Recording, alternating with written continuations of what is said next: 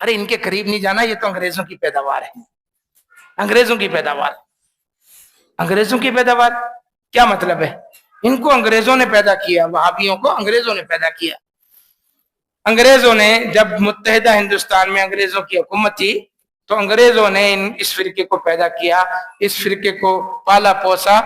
ملکہ Victoria پتہ نہیں کون تھی, اس کی طرف منسوب کر کے یہ انگریزوں کی پیداوار. یہ جملہ آپ نے سنا نا, ابھی بھی 2-3 مقررین نے جملہ ادا کیا اور میں سوچ رہا تھا کہ شاید اس کا جواب دیں. یہ جملہ کیا ہے انگریزوں کی پیداوار؟ یہ گالی ہے. آپ نے کسی کو کہنا نا, کسی کو گالی دینی ہو تو آپ اس کا نام لے جا تو فلاں کی پیداوار ہے. یہ گالی ہے بہت بڑی. یہ اس جماعت کو نیچا دکھانے کے لیے, ختم کرنے کے لیے اور حق کا راستہ روکنے کے لیے کیا کیا نہیں کیا ان لوگوں نے. انگریزوں کی پیداوار ہے. کیا مطلب انگریزوں کی پیداوار؟ کیا اس سے پہلے اہل حدیث نہیں تھے؟ جو ہندوستان میں یعنی انڈیا کے اندر انگریز آیا, ایسٹ انڈیا کمپنی کے ذریعے سے بنگال میں داخل ہوا, پورے ہندوستان پہ قبضہ کر لیا اور پھر اس کے بعد اس نے حکومت کی یہاں پر. تو کیا ہندوستان میں انگریز کی آمد سے پہلے ہندوستان کے اندر اہل الحدیث نہیں تھے؟ دنیا میں کہیں اور اہل الحدیث نہیں تھے؟ جس نے مناظرہ کرنا ہے لفظ اہل الحدیث پر, یہ اہل حدیث کا خادم, یہ اہل حدیث کا طالب علم 24 گھنٹے کے لیے دستیاب ہے اس موضوع پر. جس کو جہاں جوش کال ہو لفظ اہل حدیث پر جب چاہے مناظرہ کر سکتا ہے.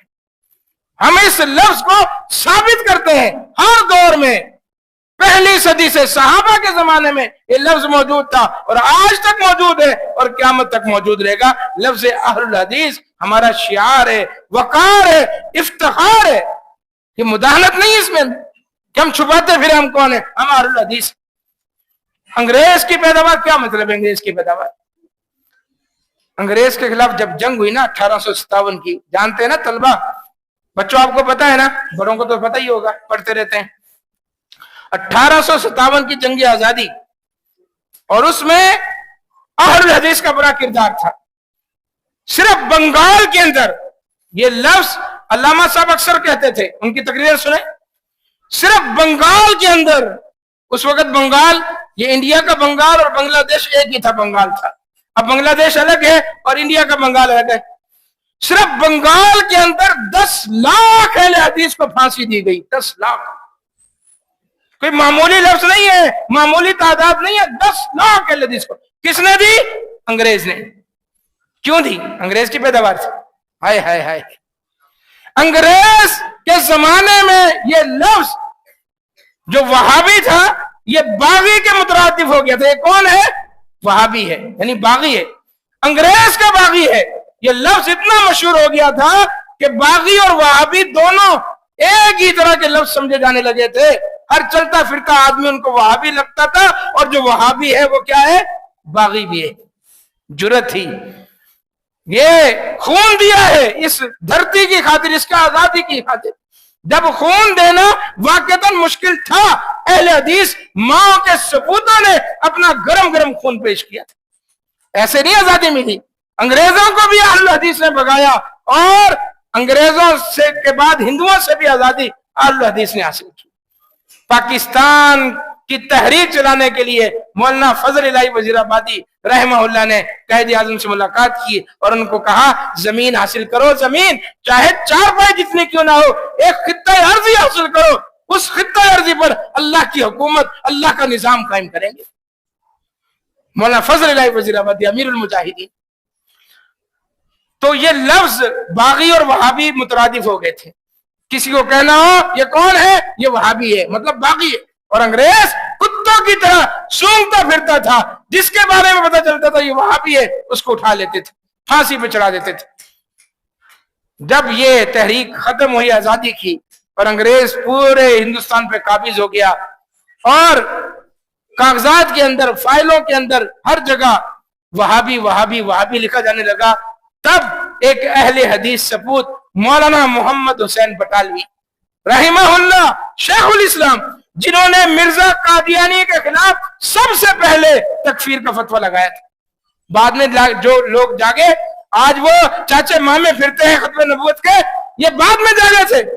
پہلا فرض जिसने मिर्जा कादियानी पर तकफीर का फतवा लगाया वो मौलाना मोहम्मद हुसैन बटालवी थे रहमतुल्लाह, अहले हदीस से पूछ। उनका एक तर्जुमान निकलता था, इशाअत सुन्ना के नाम से एक रिसाला निकलता था।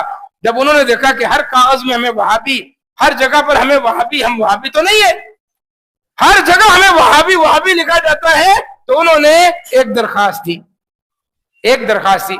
यही तरीका है ना आज भी, आपका नाम शनाख्ती कार्ड के अंदर, पासपोर्ट के अंदर, गवर्नमेंट के किसी कागज में उल्टा लिख जाए, आगे पीछे हो जाए, नाम के अंदर तब्दीली और तस्दीक करानी होगी, क्या करेंगे आप? जाके नादिर ऑफिस लड़ेंगे, वो कहेगा भाई ये दरखास्त लिखो, आप जमा कराओ, आपके नाम की तस्दीक हो जाएगी, आपका नाम तब्दील हो जाएगा। तरीकाकार ये है, ये सरकारी कामों का तरीकाकार ये है। उन्होंने दरखास्त दी कि हमें वहाबी कहना बंद किया जाए और वही अल्फाज लिखे जो एक सरकारी ऑफिसर को जब आप खत लिखते हैं तो ये नहीं लिखते ओ फलाने, फिर बदमाशी नहीं चलती, मुहज्जब तरीका चलता है। जो उसका ओहदा मनसब होता है वो इज्जत के साथ तहरीर किया जाता है कि हमारा नाम वहाबी नहीं है, हम अहलुल हदीस थे, अहलुल हदीस हैं और अहलुल हदीस रहेंगे। हमारा असली नाम अहलुल हदीस है, हमें आइंदा से अहलुल हदीस पुकारा और लिखा जाए। ये बाकायदा दरखास्त जमा कराई, वायसराय ने दरखास्त मंजूर की और उसके बाद सारे हिंदुस्तान में ये हुक्मनामा जारी हुआ कि जिनको हम कल तक वहाबी कहते थे वो वहाबी नहीं है, वो अहलुल हदीस हैं। हमने तो अपना पुराना नाम वापस लिया अंग्रेज। ये है वो बात। नौजवानों, कच्चे जहन के सुनकर हमारे बिदक जाते हैं कि अंग्रेजों की पैदावार। लानत हो झूठों पर जो इस तरह के इल्जाम लगाकर लोगों को अहलुल हक से और हक से दूर करने की कोशिश करते हैं। हमने अंग्रेज से वो लफ्ज हटाया कि ये लफ्ज हमारा नहीं, हम वहाबी नहीं है, हम अहलुल हदीस, हमें अहलुल हदीस लिखा जाए।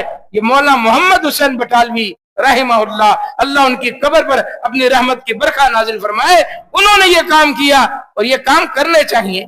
सियासी तौर पर होते हैं, जब आपकी सियासी हैसियत होती है, अहमियत होती है, टाउन का नाजिम, थाने वाला और कचहरी वाला आपको जानता है, आपका नाम सुनकर वो आपके काम करेगा। जो आपको जानता ही नहीं है वो क्या आपके काम करेगा? तो सियासी ताकत मनवाना या अहलुल हदीस का एक शियार है और आज बहुत सारे लोग इससे पीछे। तो उन्होंने ये काम किया और ये बेहतरीन काम था जिसको हमारे मुखालिफिन ने उल्टा हमारे ही खाते में डाल दिया कि ये लोग क्या हैं, अंग्रेज की पैदावार। ना भाई ना, हम अंग्रेज की पैदावार नहीं है, बल्कि हमने अंग्रेज से अपना असली वो नाम हासिल किया जो हमारे सलफ सालिहीन हम हमेशा इस्तेमाल करते चले आ रहे हैं और कभी किसी ने मुदाहनत नहीं की। तो ये हदीस जो मैंने आपके सामने रखी है, सही बुखारी मुस्लिम की हदीस है कि मेरी उम्मत का एक गिरोह हमेशा मौजूद रहेगा, अल्लाह के अमर के साथ मौजूद रहेगा, हक के साथ मौजूद रहेगा। उनके मुखालिफिन अपनी एड़ी चोटी का जोर लगाकर उनको खत्म नहीं कर सकेंगे। वहुम कज़ालिक हत्ता याती अमरुल्लाह, अल्लाह का अमर क़यामत आ जाएगी और वो गिरोह मौजूद रहेगा। ये तो क़यामत तक के लिए तुम्हारे सीनों पर मोंग डलते रहेंगे। तुम कैसे इनको खत्म कर सकते हो?